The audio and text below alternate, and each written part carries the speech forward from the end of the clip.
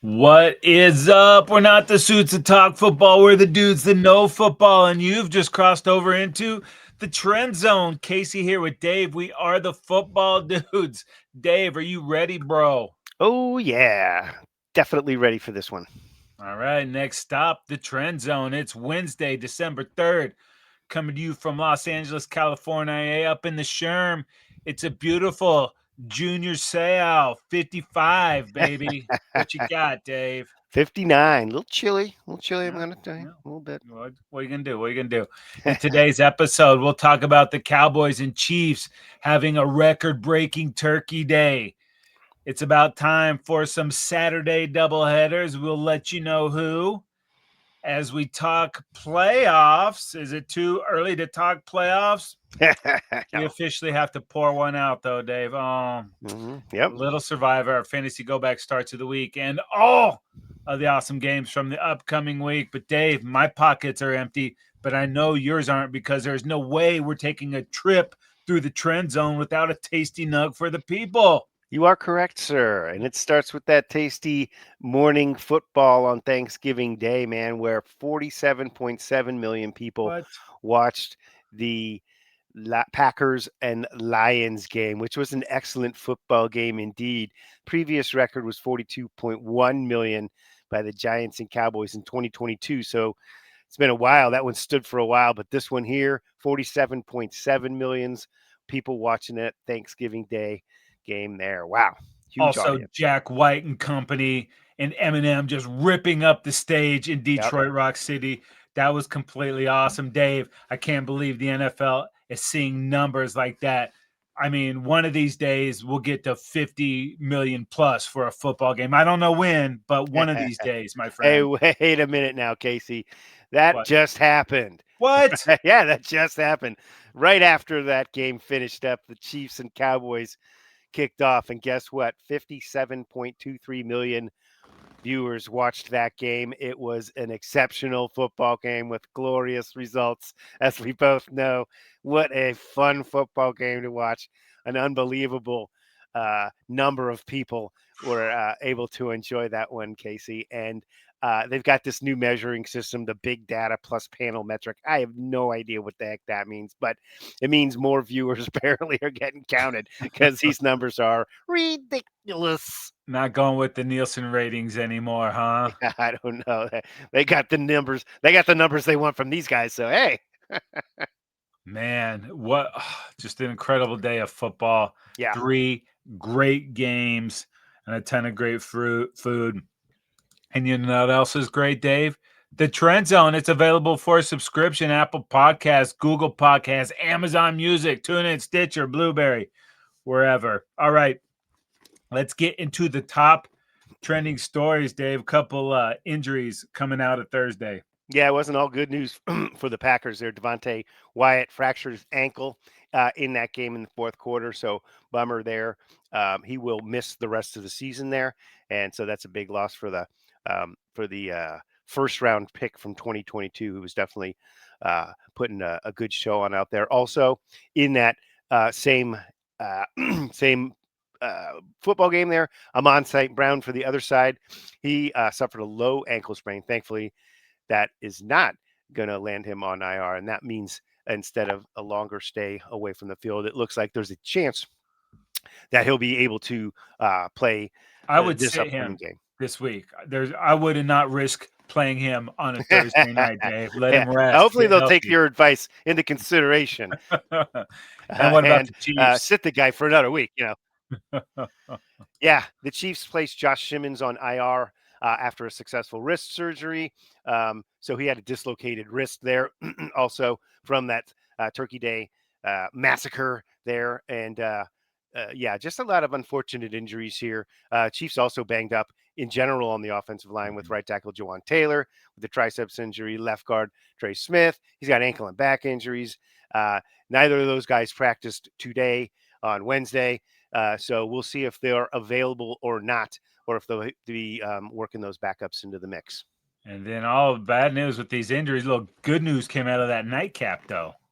Yeah, Ravens and Mark Andrews agree to a 3-year contract extension. The numbers are not yet available, but that's good news. They were speculatively shopping him around prior to the season. There was word about he was on the market. Apparently, they did not get the return they wanted, and hey, they made up, and here they are joining forces again for another 3-year deal. And the NFL has decided that Saturday, December 20th, 3 college playoff games is not enough football for the people. Wow.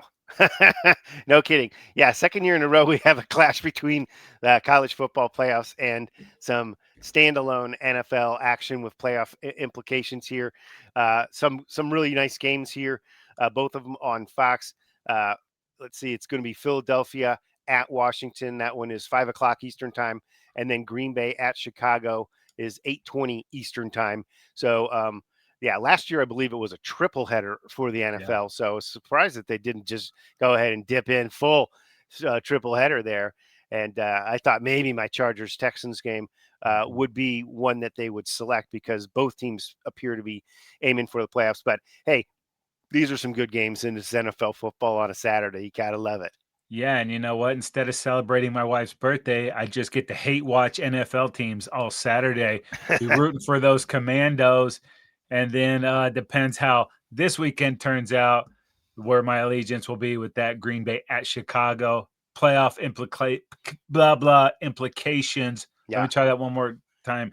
And Green Bay at Chicago, Dave, playoff implications galore. Yeah, and it's all NFC, which is another reason why perhaps they should have chosen my Chargers against the Texans. Both teams, obviously, Chargers currently in, Texans surging. That'll be a Sunday game, apparently. So they had to save something for the Sunday slate. And Dave.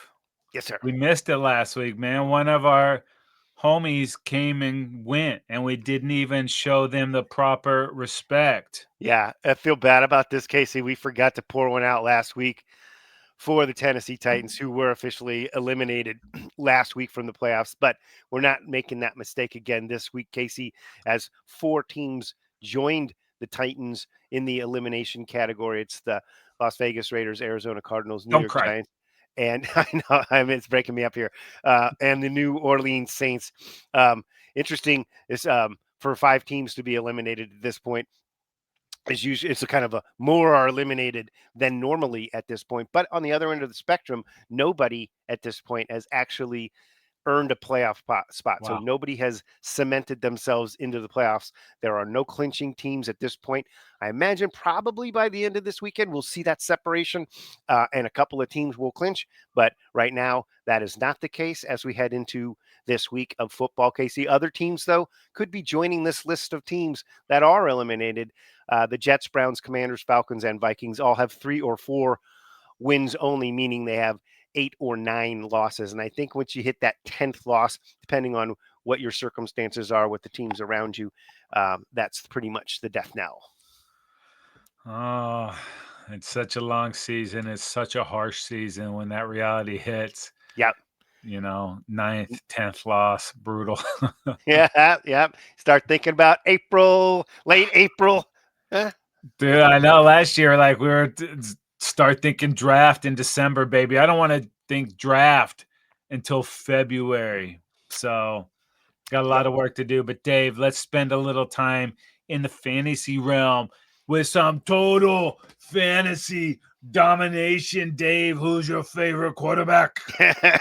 Not this guy. And this actually was personal because I was going against the Purple Sabbath.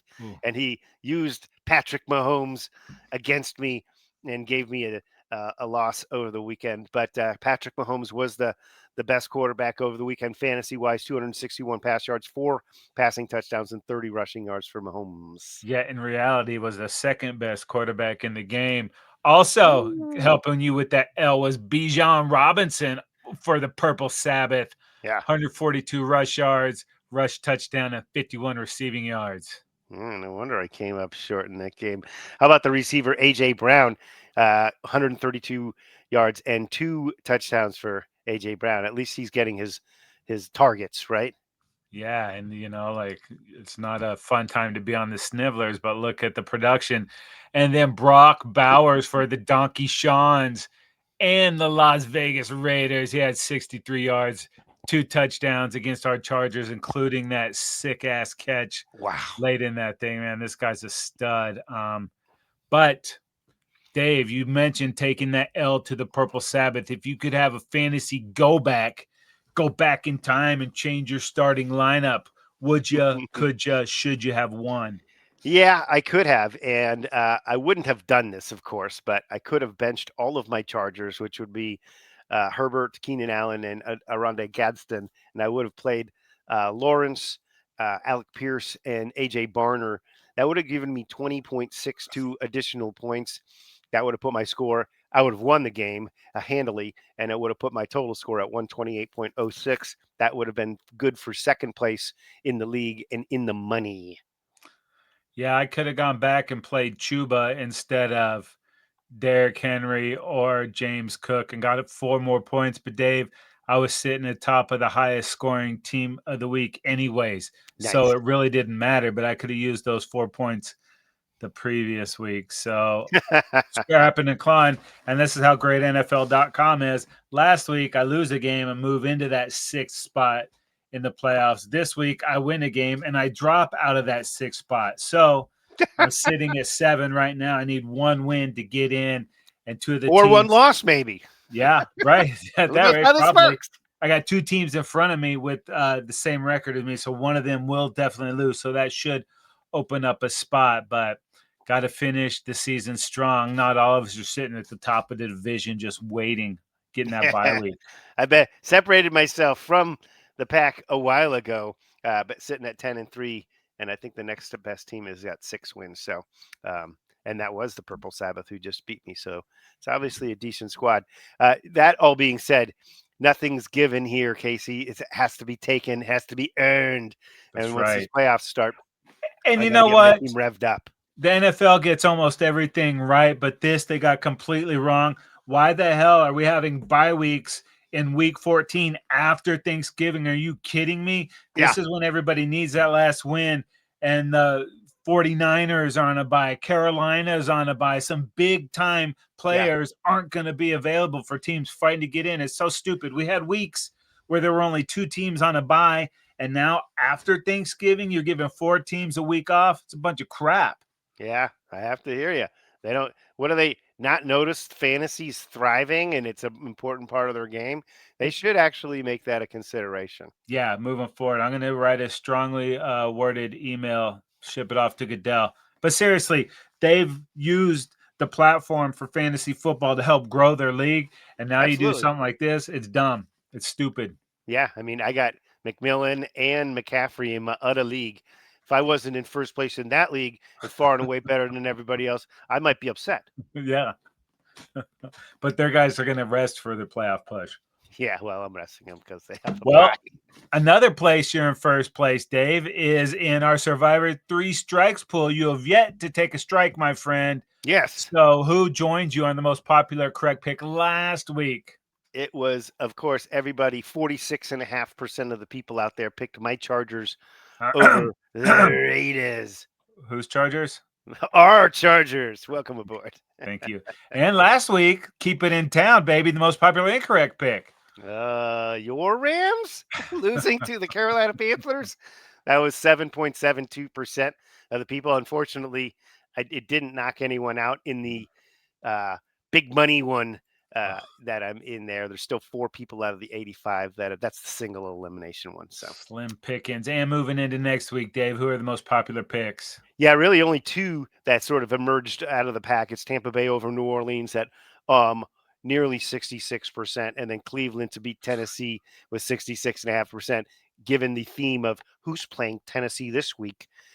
It's a little sketchy, though, picking Cleveland over Tennessee, unless, of course, it's Tennessee. Then you're thinking, okay, That's a lot sketchy. Tennessee's been playing pretty good football. they have. And I don't know if you saw it in the preseason, but Shador and Cam were at some camp, and Shador was talking, hey, man, you want to go record some music or do all this shit? Cam's like, no, dude, I play football. That's what I do. And it was funny to see this get caught on camera. So that's a Interesting. intriguing game.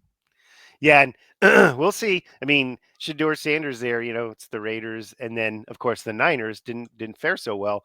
Now he gets the Titans again. We'll see. All right, Dave. Enough of this fantasy crap. Yeah. Let's get into the real stuff. On a bye this week, as I mentioned, the Giants, the Patriots, Carolina Panthers, and the San Francisco 49ers. But, Dave, there is so much good football in week 14. Wait, hold on. Okay, I'm crunching the numbers here, Casey, and from the way I see it here, um, yeah, it's slipping away, sir. It is. It is It's slipping definitely. away.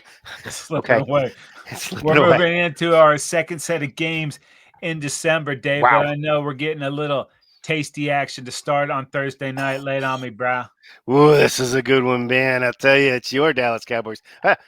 Our Dallas Cowboys, after what they did last week, baby. They're heading to Detroit to play the Lions.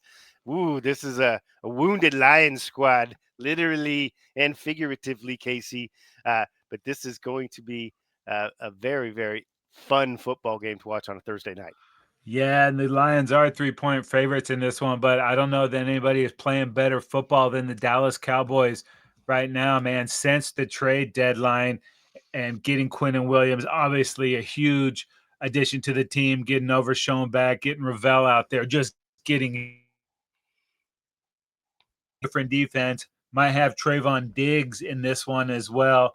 Obviously won't start, but he'll get a bunch of snaps in that. But we just need the defense to be okay, and they're starting to be playmakers. Might not have Jadeveon Clowney in this one, and the old man had 2 sacks last week.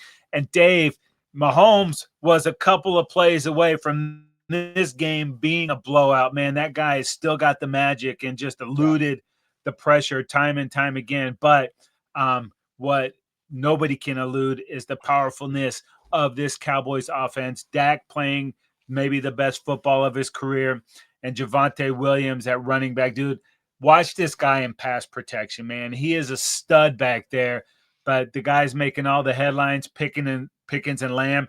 Everybody, so much of the Cowboy Nation had given up on CD after the poor game against the Eagles. He said, hold my beer. I know. Hell no, dude. Are you kidding? This is one of the best receivers in the NFL. It's a pick your poison. Early on, I was worried about this Lions team. I still am. This is a game that I thought that the Cowboys would probably lose, and you're going to tell me all the reasons why they might.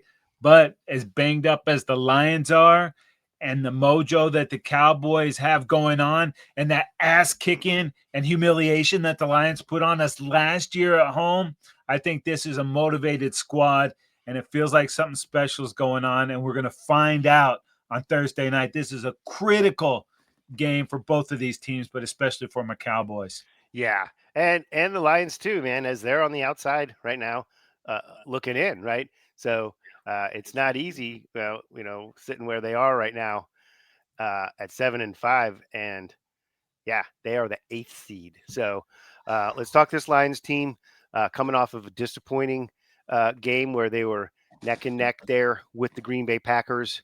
Kind of came down to Campbell's style of going for it, and then the last 2 games that they've lost, they've gone for a lot of 4th downs, and they have not been paying off. In this game in particular, they did not get a couple of key 4th down conversions, and on the other side, they gave up several key 4th down conversions to the Packers, and that was kind of the difference in a really close game that they lost 31-24 to the Green Bay Packers. The Lions are banged up. They did lose, as we mentioned, Amon-Ra St. Brown, and they've got a banged up offensive line in particular. Last year, as we saw, they were an awesome team all year long, and it just seemed like the injuries piled up and got them in the long run there. Last week, though, Love for the Packers had a phenomenal game, 4 touchdown passes there. So they got to figure out how to slow down Dak and that potent Cowboys offense, because they're bringing it just as much as the Packers are. And that Dallas defense on the, like the Packers defense was really good. You may know this guy named Micah, who had a couple of key sacks in that Thanksgiving Day game. I believe it was 2.5. But the Cowboys defense has been playing much better of late. Certainly way better than they were 6 games ago, 8 games ago, whatever it was, when they were giving up a lot of points. So this Lions squad, though, they can score a lot of points. Last week didn't really get the running game going like they would like to. They had about 100 rushing yards between Gibbs and Montgomery. That's not good enough for what they like to do. They were not able to protect Goff well enough in the pocket, and he was very uncomfortable. Those are keys to the victory here. Got to be able to stop that interior defensive front that the Cowboys are bringing now with a banged-up offensive line, and they got to figure out how to get that ground game going. And the Lions have on their schedule, they after the beginning, after week 6, they've gone lose one, win one, lose one, win one, lose one, win one. They're on the win one of the equation right now, Don't Casey. like that. So yeah, it's been lose, win, lose, win, lose, win, lose, blank. Lose. So we'll see. Yeah, lose. They break the pattern, but Yeah. it's gonna be a great game. Gosh. Yeah, dude. And you mentioned that run game. I am worried about Jahmyr Gibbs, but last week Pacheco and the stupid running back, the other guy, had like 60 yards. Yeah. The week before that, Saquon Barkley had 22 yards. The week before that, Ashton Genty, I think, had 7 yards. Kareem Hunt, dude. I'm losing all my names, dude. There's too many names, too much football. But the last 3 weeks, the Cowboys have given up less than 100 yards rushing, and Frank Ragnow came out of retirement just long enough to fail a physical. So Cowboys got to dominate the trenches, and I hope they do. All right, Dave. Move it on to Sunday. It is the Washington Commanders at the Minnesota Vikings. And the Vikings are a 1.5 favorite in this game. The Makers watched the Seahawks game last week. And I have no idea. Maybe I could double check that. I got these from a day and a half ago. I'll tell you what, though. Yeah, Washington has lost 7 straight. So maybe that has something to do with it. All Coming right. off a close game, though, where they played valiantly in the overtime loss to Denver 27-26. They just missed that 2-pointer at the end. That would have got them the win. That would have been awesome. They're hoping to get Jaden Daniels back. I think maybe that has something to do with it as well. I don't know if he'll be in this game or if it'll be Mariota, but he has missed 3 games with that dislocated elbow. Their turnover ratio is -8 on the season. So I think this one's going to come down to the turnover ratio because Minnesota's turnover ratio is -15. So whoever turns it over less has probably got a pretty good shot winning this game. Minnesota has lost 4 in a row and 6 of the last 7. Last week getting smoked by Seattle 26-0. So they're hoping to get JJ McCarthy back. He missed last week with the concussion, and Max Brosmer did not get it done there. And basically, they need to see what they have in McCarthy. So they need to find a way to just get him protected in there and get him comfortable and, get him some snaps. And hopefully it works out in the big picture and they get some answers. Yeah, they got a disgruntled, inexpensive Jetta over there not getting to do what he wants. And I don't know how much more that he can take.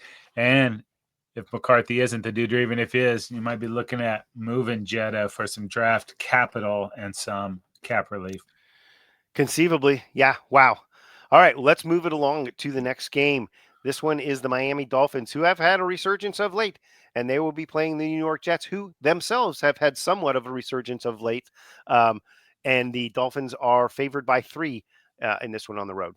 Yeah, dude. Both of these teams coming off of wins. Can you believe that? It's hard to believe. Yes. Yeah. The Dolphins beat the Saints. Not a shock there. And the Jets did beat the Falcons. Maybe a little bit of a shock there, but a little bit. The Jets have actually kind of looked good. They need to find out what's on that roster. And Aaron Glenn is evaluating everybody. And I think it's going to look much different next season. And these Dolphins hanging on. They're on the outskirts of town. I can't see them getting in, but they're not dead yet. So anything can happen. But like I said, both these teams coming off a 1-game win streak. So anything is possible. Yeah, I think Tyrod Taylor has stabilized the Jets offensively there. He throws the football, which is also an advantage for the Jets squad. I know, if being a good guy equated to being a good quarterback, Justin Fields would be awesome, but it's just not happening. All right, Dave, up next, it is the Tennessee Titans at the Cleveland Browns. Party over here, y'all. The Browns and the Shadors. What time is it? It's time to be a 4-point favorite. Yeah. Tennessee lost last week to Jacksonville 25-3. They are, I don't think they're question. It is not a question. They are the worst team in the league right now. I believe they've lost just a huge number of games in a row. I don't even know how they got the one W there. They are in position for the number one draft pick. Um, and yeah, so the Cleveland team also lost last week after Shador gave him a lot of excitement coming in and rallying a couple of weeks ago and then getting the big W against the Raiders last week. They did not fare so well in a loss to San Francisco 26-8. And Shador, of course, looking to get another start in this one. And we'll see. He gets the Titans. So it's not like, it's a good time for a rookie quarterback to be getting his first snaps. And again, it's a couple weeks into him being the guy that gets all the snaps during the week. So we'll get to see, if he can rally this team or if this is an opportunity. This Titans team's got to win another one, I think, along the way, some way. This might be it. Well, you said how they win the last one. It was when the Cardinals intercepted Cam and then fumbled. The Titans recovered in the end zone. Oh, yeah. So when stuff like that happens, you tend to win a game. But this one's a weird game, dude. I'm feeling the Titans, but there's no way I can pick them to win. No, can't do it.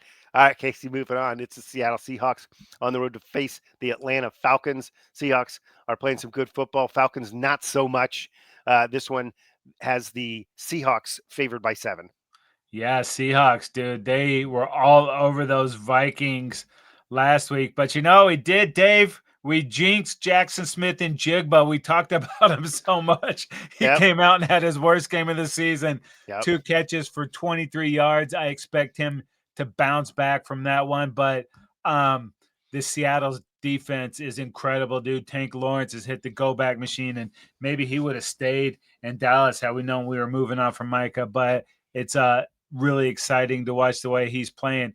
And then Atlanta, man, they lost Penix, and Kirk Cousins is not doing great. Bijan still is. They were right in that game, but just overall a very disappointing season for the Falcons, where they thought they would be. And Seattle, on the other hand, sitting in 9-3, maybe a little bit ahead of where they thought. Yeah. Still has 4 tough games left, Dave. Versus Indy, versus the Rams, at Carolina, and at San Francisco. So they can't afford to mess around losing a bird battle. So go to Atlanta and handle your business, dude, because they're going to need every win they can get. No doubt. That is a gauntlet there. Those four teams that they've got to play. And Carolina, you would have thought would have been the easy one in there, but nope. Heading across to play the Panthers is going to be a challenge. Yeah. All right, Dave. This one, man. Oh my God. This used to be such an awesome game. Maybe it will be. Yeah. AFC North battle. The Pittsburgh Steelers at the Baltimore Ravens. Both teams are 6-6, and the Ravens. Why couldn't they just made them a 6-point favorite, Dave? Instead, 5.5-point favorites. Come on. Could have been. 6s are wild, but let's talk about this Steelers team right now.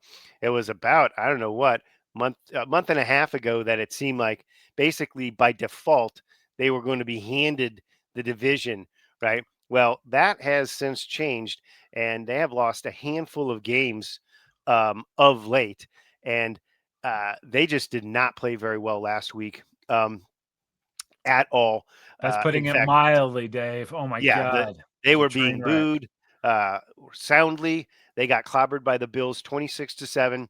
Um, they turned the ball over and couldn't protect for Aaron Rodgers. He got whacked, Oh, had a bloody nose, and it just was basically an awful performance for them. Steeler fan was chanting "Fire Tomlin." Yeah, I mean, wow. There are teams out there that would hire him immediately. So I'm sure that wow. But that's just nuts. I mean, just not a good performance. They couldn't get it going on the ground at all. Couldn't protect, like I said. It was only 1 sack for Rodgers, but he just gets the ball out of his hands. It felt a lot worse than that. It felt like Yeah. many more, dude. No, it's terrible, right? And then on the other side, they just got run over. Their defense is just not very good right now. 144 yards for Cook there, and Ray Davis another 62. This was like almost 250 yards rushing that Yeah, they it was gave the up. most rushing yards at that stadium. Yeah. by an So opposing team. there's not really a way to candy coat that. When you get run over like that, um, that's just getting your butt handed to you, and that's not Steeler football. And this week, good. Hey, who's coming to town? King Henry, and they're. This is like you said. This is two teams that are tied at 6-6, that are scratching for the playoffs. And this is going to be good to see if the Steelers can rebound from that lousy performance and go on the road to Baltimore and face this Ravens team was also quite bad last week. Oh yeah, talk about a disappointing performance, man. They got smoked by Joe Shiesty and those Bengals, man. Yep. On the nightcap on Thanksgiving there, 32-14. Someone had called that an upset, not me. I called it in the picks, but Nice. um just Lamar, dude. We talked about it last week. If he's not healthy, something's not right there. Yep. 17-32, interception, was sacked 3 times. These Ravens seem to be making terrible mistakes all throughout the game. But Dave, I don't know how many times I can yell about this. Guess how many carries Derrick Henry had? It was more than 9, but it was less than 11. Go. 10. 10 carries for the king, bro. 10. What are you doing? 6 yards of carry and a touchdown, and he gets 10. I mean, I know the game kind of got away from them, but why did it get away? Because you quit handing the ball to Derrick Henry. Everybody had been running on the Bengals. So that is a formula for disaster. Hopefully they watched the film from the Buffalo game and saw what the Bills did to those Steelers. Yeah. Maybe if you ran more, Lamar would be taking less hits. Yep. But they're just having catastrophic errors at the worst possible time. So the likely fumble. And you know, I don't get why everybody cries about that being a touchback. Don't fumble the ball at the most important spot on the field. If you don't want to get a touchback, hold on to that thing, Yeah. donkey. I just like, come on. So playing without a lot of discipline and playing without utilizing their best weapon. So they deserve to lose that game last week. But Dave, after these Steelers, they're at Cincy hosting the Patriots at Green Bay, and then these Pittsburgh Steelers again. So both of these teams better watch out because Joe Shiesty is back. Yeah. And is he back a little bit too late? We'll find out. I don't think But so. yeah, wow. Yeah, and the Ravens turned it over 5 times. Obviously, if you're gonna this Steelers team, one thing they can do defensively is create turnover. So we'll see if that becomes a factor in this game because the Ravens were just really, really sloppy with the football last week. Yeah. All right, moving it on. It is the Chicago Bears at the Green Bay Packers in a surprisingly awesome divisional football game. Both of these teams battling for the division title there. At home, the Packers are favored by 6.5 in this one. Is that disrespecting the number 1 seed in the NFC right now? Maybe just I'm a still little shocked. bit. So that when I look at the whole playoff picture in the NFC and the Bears are on top, they made me a believer though last week, but I'm sure you'll discuss that. Yeah, Dave, you know what's better than the Eagles losing once in a week? It's when they lose twice in 1 week, sitting there eating my apple pie and leftovers, watching the Chicago Bears, the Bears, Go run Bears. all over the Eagles. Ugh. Monange, whatever, Yeah, 130 yards. DeAndre Swift, 125 yards, dude. And these unbelievable. cats were running like 3 or 4 or 5 yards without contact. I mean, they just ran all over the Eagles. I think they're going to get a little more resistance from this Pack team. Disguised in all this, it felt like he was playing better. But when I look back at what Caleb did, only 17-36, 154 yards, an interception and a touchdown. Now, there was a lot of wind there, all this carrying on and stuff. But And they didn't have to throw the ball all that well with the way they were running, right? yeah, I know. I'm surprised he had 36 attempts with the 40 rushing attempts that the Bears had. But this defense for the Bears is feasting off of turnovers and they're Yes. running the football, and that's really setting stuff up. And it feels like Caleb has got the Ben Johnson offense down. But this is a critical game, not only for the NFC North, but for the NFC in general. Bears, we're going to find out if they're for real of this weekend because it looks like the Pack are for real. Yeah. Speaking of the turnovers, an excellent point there. Chicago plus 17 in the turnover ratio. The next best team is just plus 9. So almost twice as many Wow. turnovers. But we already briefly mentioned, of course, the Green Bay Packers and their Thanksgiving Day situation there, where they were able to handle the Lions in a close one. Nice game out of Love there. 4 touchdown passes, a 124.2 quarterback rating.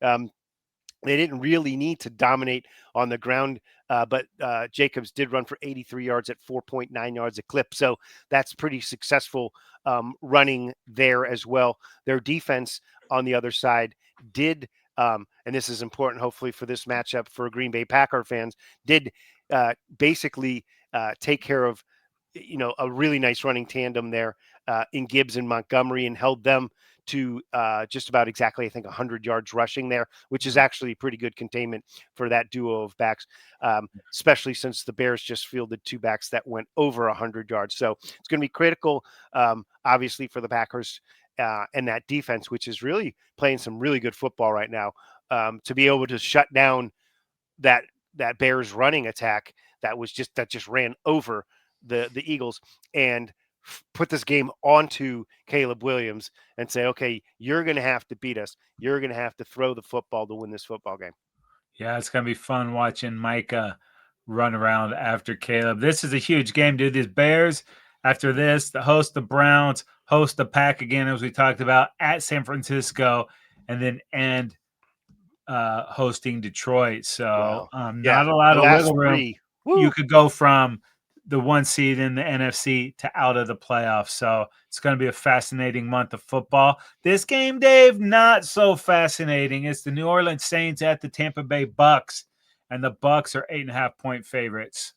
Yeah. Wow. Well, the good news is the Bucks are kind of getting back their guys. But let's start with the New Orleans team. They lost last week 21-17 to Miami. They gave up 134 rushing yards and a touchdown to Devonte Wyatt. So that's going to be a bad omen heading towards this game against Bucky Irving, who's back, right? And a pretty good running game that the Buccaneers can field, right?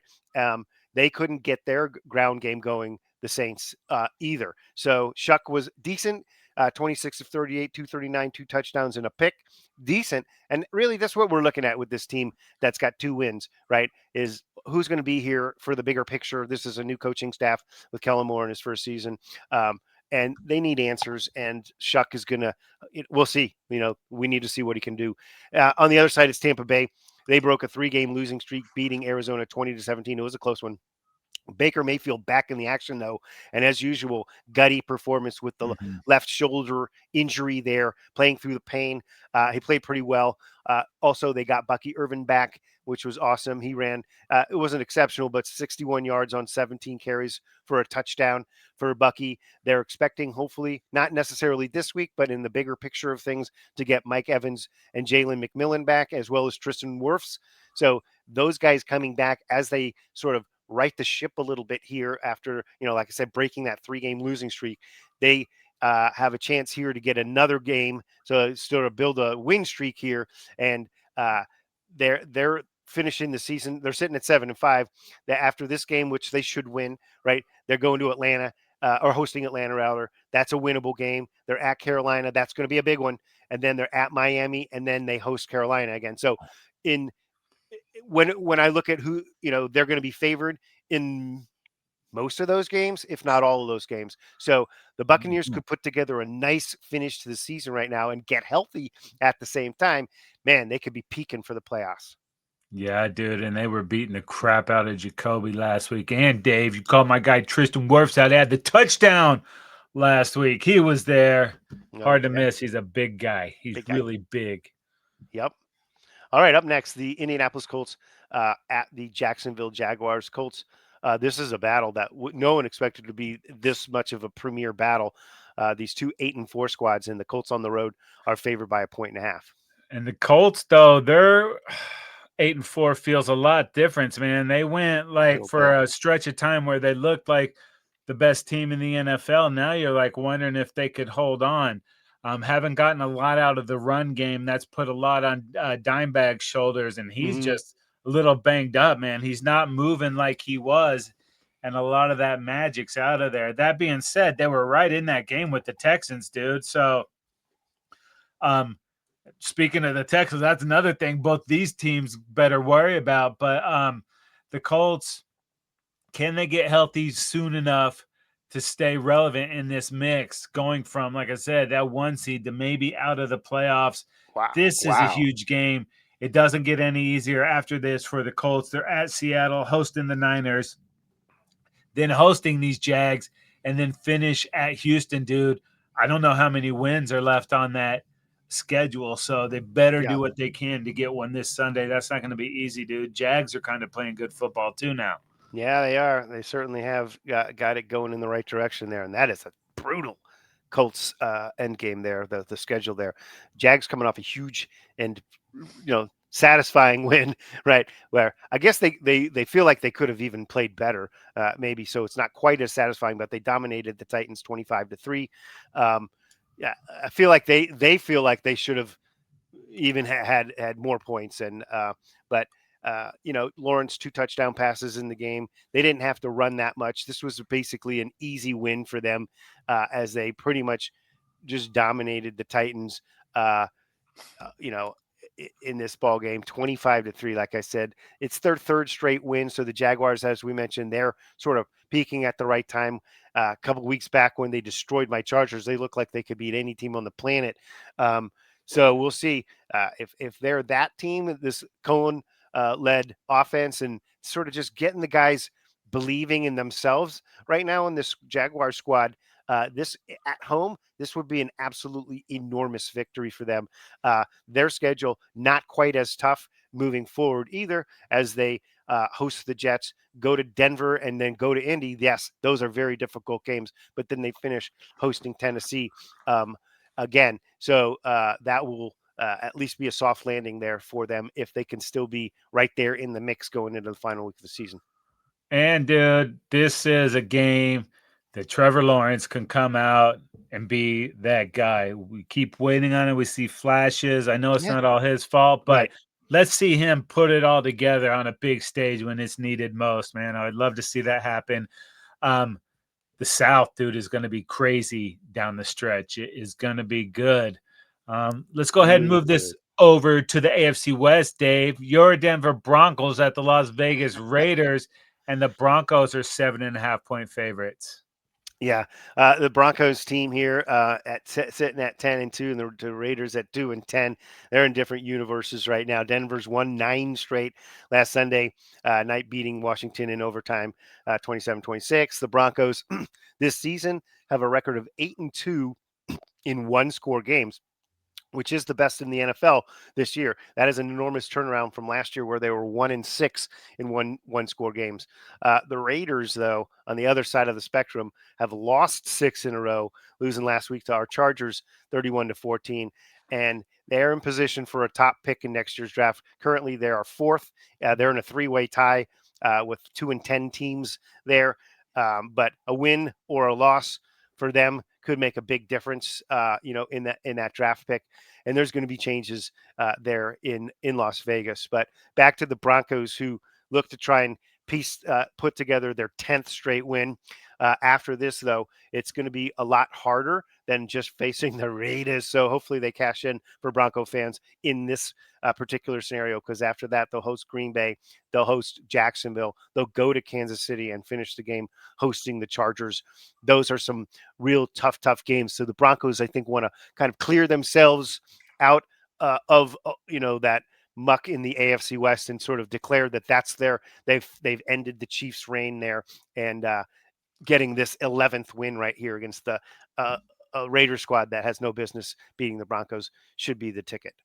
Yeah, you just got to wonder if the Broncos are using up too much of that mile high magic during the Yeah, regular season, man, because they've needed it week after week. Something to be said about winning all those games, but right. rolling the Are they? dice, Yeah. baby. Is the Speak, payback coming? We'll see. rolling the dice, Las Vegas. Come on. Oh. Up next, it is the Los Angeles Rams going to Arizona, and they're playing the Arizona Cardinals there. They are favored by 8 points on the road. Yeah, coming off a disappointing loss on the road, 31-28 to the Carolina Panthers.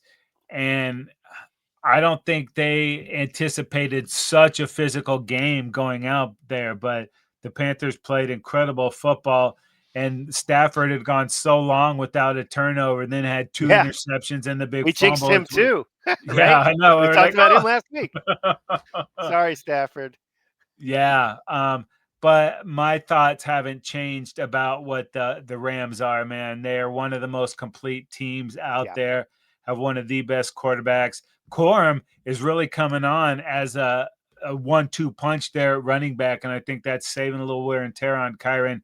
And it doesn't get any better than Puka and Devonte, and everybody by this no point doubt. has seen that sick AF Puka one-handed snag, just absolutely incredible. And even when it was that bad for the Rams, they still lost a road game to a tough team by 3. So nothing's changed there for me. After this, they host the Lions. Then they're at Seattle, at Atlanta, and then they host these Cardinals again. So they can get past this one, beat Detroit and Seattle. They might be able to cruise down the stretch. And then Arizona, man, more questions than answers. Yeah, It feels like Kyler is not the long term answer there. They Gannon might, maybe. yeah, and maybe they find a quarterback. Maybe they, or bring Kingsbury in or something back, and someone that can work with Kyler, or maybe both of them are gone. So, not a lot going right with these Cardinals, man. And when we go back, looking at that loss by the Cowboys to this guys, hopefully it's not like, oh, that was the one. Yep, yep, no question about it. Those ones can haunt you, right? Yep. Oh, Dave, Oh yeah, tasty, tasty AFC battle coming up is the Cincinnati Bengals at the Buffalo Bills, and the Bills are 5.5-point favorites. yeah. Wow, how about this Bengal squad? Did they get Joe back? I believe they had a 3-game losing streak going. Burrow gets there, and they crushed the Ravens 32-14. Ravens were just so mistake prone though, and the Bengals were happy to take the opportunity that they cashed in on a lot of those turnovers that the Ravens were handing them. I don't think the Bills are going to be so generous with the football, but getting Joe Burrow back, he threw the ball 46 times, completing 24 of them for 261 and 2 touchdowns. So it wasn't the most efficient game, and they ran the ball between Brown and Pirine relatively well, a little over 100 yards. And Chase Brown was actually 5.2 yards a carry, so that's pretty efficient running right there. Um, defensively, this Bengals squad did do a pretty good job. You mentioned it earlier. Bottling up Derrick Henry in that game. They're going to have their hands full with the way the Bills were running the ball Oof. with Cook. So um, this is going to be a real fascinating football game because again, this Bengals squad at 4-8, they kind of have to run the table. I Yeah. don't think you can get in the playoffs this year at 8-9. So that means they need to win this game. And then just glancing ahead, they're going to go against Baltimore again. They host Baltimore, then at Miami, who's playing better. Then they get to finish the season smoothly, hopefully for them, hosting Arizona and then hosting Cleveland. So if they can get through these next couple of games, they'll be one of the hottest teams in the league. And who knows, that division is open enough that they're not that far behind that they could actually win the division. Dave, that is maybe the division that you can't get into the playoffs at 8 and 9. It Like, is who do you conceivably. believe in right now? Definitely not in the Steelers and the Ravens. It's Right. hard to say we believe in them right now. So I don't want to drop a game, but if you did, this could be it, and you can definitely win those last 4. But the Yeah. They're only Bengals 2 games back, only you know? 2 games back, dude, and like no one's running away with that. But these Bills, man, they that was not a great game. It was not sexy by any means. Josh Allen's kind of been a turnover machine lately. A big fumble or a big interception, it seems like the last month or so, and he had kind of moved past all that, but lately that's not been the case. They did run all over the Steelers. We Yeah. mentioned it a couple times, 200 and almost 250 yards in this game, whatever it was. So that Yeah. is a formula that works into the postseason. But if the Bengals can make this a shootout, I don't know that the Bills have the weapons to hang in a game like that. Mhm. So Yeah, we've been everything, talking about it. I mean, they don't seem to have that go-to guy that you're afraid of uh, as a receiver. yeah, and Kincaid's been all kinds of banged up, and Yeah, Keon Coleman's been a disappointment so far. So, yeah, they benched him a um, couple of times. yeah, he did have the big touchdown last week, so maybe he learned from sitting. Um, but Shakir's had games where he's taken over. 2 weeks ago, he had 10 catches, but last week he had a catch. So Yeah, there's not a lot there. So this team is so dependent on Josh Allen doing crazy stuff yeah. that it's hard to do that every week. So, but maybe they can lean on this run game and pick and choose when Allen has to do his thing. So, this is a huge game for both of these teams. I think it's a little more important for Cincy. I think the Bills have room to work, but dude, after this, they're going to New England to play the red hot Patriots. So, and then at Cleveland hosting Philly and hosting the Jets. So, there are a couple more wins on this schedule, but Hmm. it's not what we thought the Bills would be at this point, but still plenty of time. Yeah, and they are the eighth seed right now, so they're just hanging in there. Really, lot to be said though with these remaining games. They're in a three-way tie at 8-4 for that, and but they end up losing the tiebreakers now. But that could all shake itself out down the road. It's going to be kinky, baby. This last month, we are in for some good stuff. Absolutely. Okay, speaking of some good stuff, this next one is an excellent football game on Sunday night football. Is the Houston Texans. They are going to Kansas City to play the Chiefs. And wow, what a game. I'll tell you what. Both these teams on the outside of the playoffs, looking in. Houston at 7-5, and the Kansas City beneath them at 6-6. Wow, this is a brutal football game. This one's going to be very, very critical for both squads. Yeah, Houston, what? They're like won 3 or 4 in a row, man. And this defense is absolutely insane. And I talked about it earlier how Mahomes avoided a couple big time hits. I think he was only sacked once or twice in that Cowboys game. I think it's going to be more by this Texans defense, man. They are just on another level right now. Yep. And the Texans got CJ Stroud back last week. Wasn't great, 22 at 35, had an interception and no touchdowns, but he did a pretty good job distributing the ball. Nico Collins had 5 for 98, so he was happy to see him back. So it's going to take a while. He missed a few games, I think 3 that it was. So Davis Mills did a nice job holding it down, but CJ Stroud, see if he can recapture that form from his rookie season when he kind of took Yeah. the league by storm, and maybe sitting out, let him see a few weeks. That tends to help these young quarterbacks, man, because there's so much pressure when they come out to perform and you have some success and people expect that. But Yeah. with Then you this see Davis defense, Mills go out there and play some really good football and stabilize the squad. And, he's a big yeah, part of that 4-game win streak right there, Davis Mills. So, yeah, you're right. Stroud has got a chance right now to take, if he can put together a nice performance and kind of knock that rust off, he'll get himself back out there and yeah. And, they with become more this potent. defense, just don't make mistakes. They'll bring it, they'll give you opportunities. You Yeah, just they have to will. capitalize on them. But, Dave, this we've talked about these guys being on the rope several times, but if there was ever a time that this team was actually on the ropes, it's right now. And I don't know that going up against these Chiefs is where you want to find yourself when they are as desperate as they are, if they can Yeah. do something about it. Yeah, no doubt. I mean, the Chiefs right now, they're the 10 seed at six and Wow. six. They're actually behind 6-6 Pittsburgh.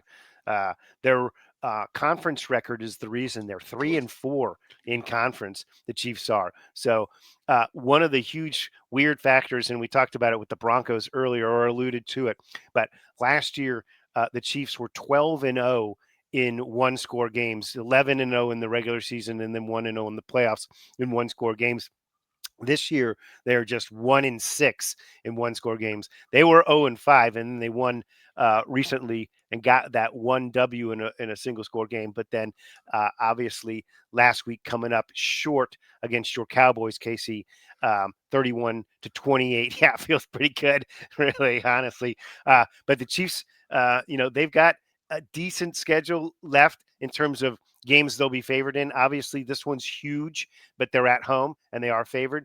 Then they are going to host the Chargers, another game that they will be favored in. Then they go to Tennessee. That should be a cakewalk for them, right? Then they host Denver. Now, maybe they're not favored in that one, but I'm guessing they will be. And then they go to Vegas. So could the Chiefs run the table? Hell yes, they could. Could they win the division? That's maybe a stretch. But where they are right now as the 10 seed, no, I don't think they're going to end up out of the playoffs at this point. When I look at that, I'm looking at this weekend. If they can cash in on this W instead of falling to 6-7, but they get to 7-6, right? Then they're in business. Mahomes against your Cowboys, we played a pretty good game. 4 touchdown passes, a quarterback rating of 129.7. They didn't get the ground game going like they'd like to. They need to be more balanced than they were. We've talked about Mahomes taking too many hits this year. He runs the ball a lot. He was the second leading rusher in that game last week against your Cowboys. And he's a little bit banged up right now, and I think it shows in the way he's playing back there. He's not as calm in the pocket. He's more likely to get a little bit anxious back there. And this Texans defense is just what could do that, because this is probably the best defense he's going to have faced all year long. These guys, the way they're playing right now, they can give you nightmares. So we'll see if he can work his Mahomes magic in this one. But boy, this is going to be a tough battle against that defense. Yeah, and he had a couple incredible plays against my Cowboys on Thursday. Sure did. And the Texans want to slow this thing down and grind it out. The Chiefs say, all right, let's try to make this a little bit more high scoring. It will be a very interesting game. All right, Dave, Monday Night Football, baby.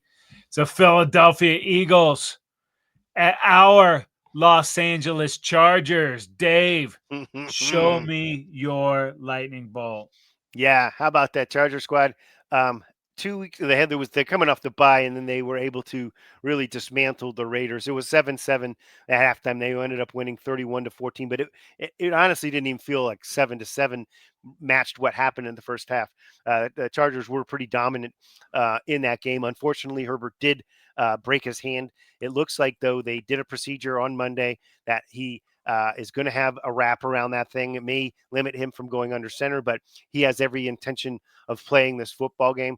Chargers, when he had a very modest game, but they had a modest game plan going into that game. They wanted to establish the run, and they were able to do so. For the Chargers offense, it was the second year back Kimani Vidal, his highest career yardage at 126. He's got 300-yard games. This is a 6th-round draft pick from last year. Averaged 5 yards a carry, so that's really some good efficient running and a rushing touchdown. Jared Patterson backed him up for almost 5 yards a carry and a touchdown.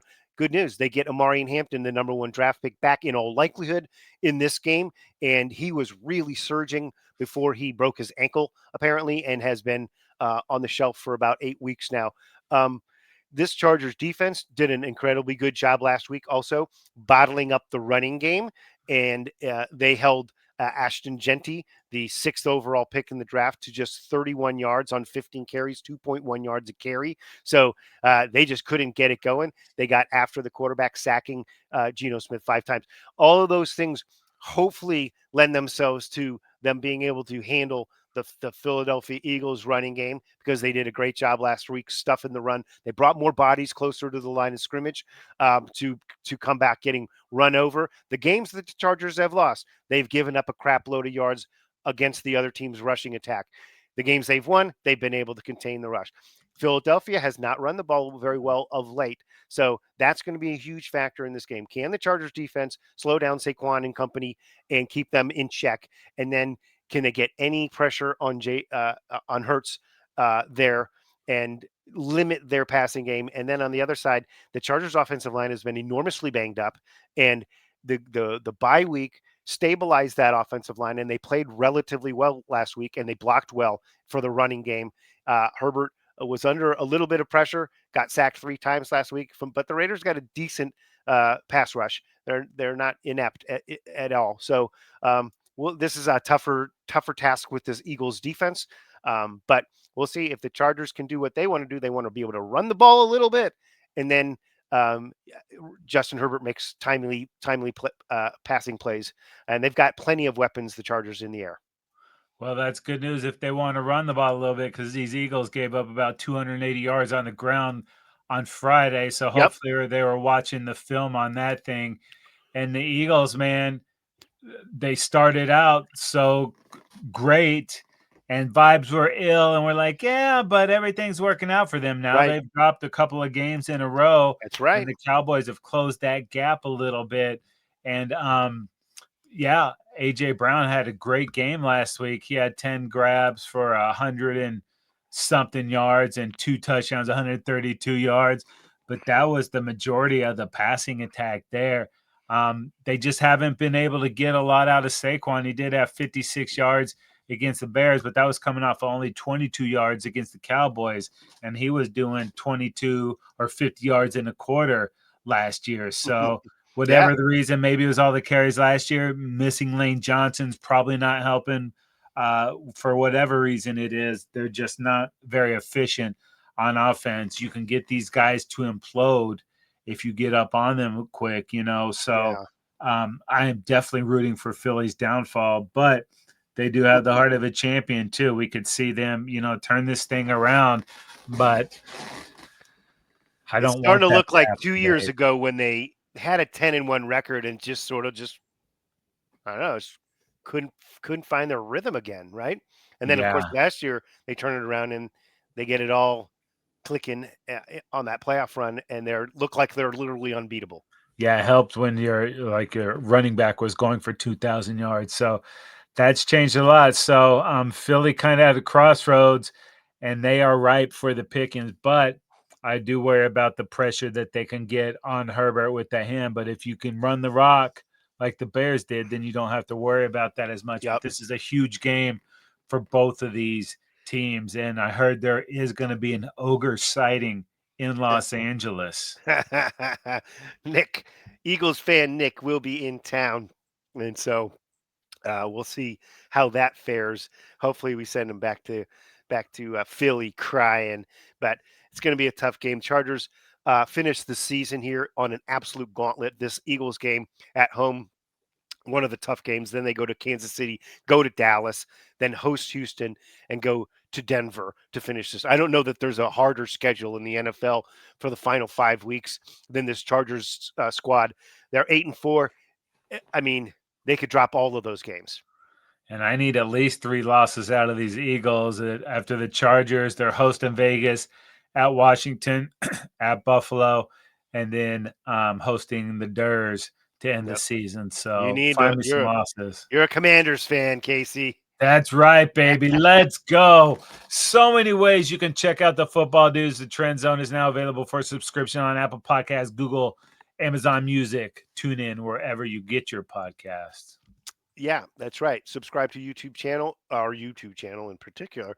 Like us on Instagram and Facebook, and follow us on Twitter at Football Dudes LA. Make sure you tag us across all those social media platforms, please. And while you're out there surfing the interwebs, go ahead and bookmark footballdudes.com. That is going to do it for this episode of the Trend Zone. We're not the suits that talk football. We're the dudes that know football. For Dave, I'm Casey, and we are out of here.